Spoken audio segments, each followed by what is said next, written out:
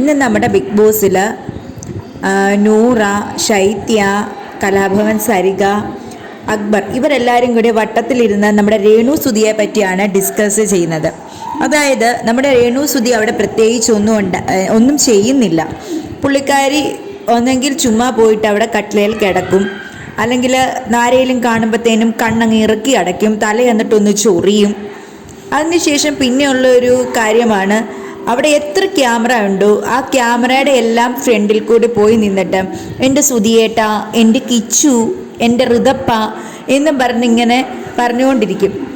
ഇതൊന്നും നമ്മൾ ക്യാമറയിൽ നമ്മൾ ഇതിൽ വരുമ്പോൾ കാണാത്ത കാര്യമാണ്. എന്നാൽ അവിടെ നടക്കുന്ന കുറച്ച് പിന്നാമ്പുറം കാഴ്ചകളുമാണ്. ഇതിനെപ്പറ്റി ആണ് ഇന്ന് സരികയും ശൈത്യയും അവരെല്ലാവരും കൂടി ഇരുന്ന് ഡിസ്കസ് ചെയ്യുന്നത്. അതുപോലെ സരിക പറയുന്നുണ്ട്, രാത്രി കിടക്കുമ്പോൾ പുള്ളിക്കാരുടെ 2 കാലും എൻ്റെ പുറത്താണ് എന്നൊക്കെ പറഞ്ഞ് പുള്ളിക്കാരി അവിടെ ഇരിക്കുന്നുണ്ട്.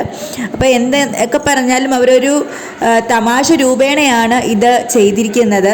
പക്ഷേ എന്തൊക്കെ ഇരുന്നാലും എല്ലാവരുടെയും ചോദ്യമാണ് രേണു സുധി എന്തിയെ. നമ്മളെല്ലാവരും കണ്ടുകൊണ്ടിരിക്കുന്നതാണ് നമ്മുടെ രേണു സുധിയുടെ കളികളും കാഴ്ചകളും ഒക്കെ.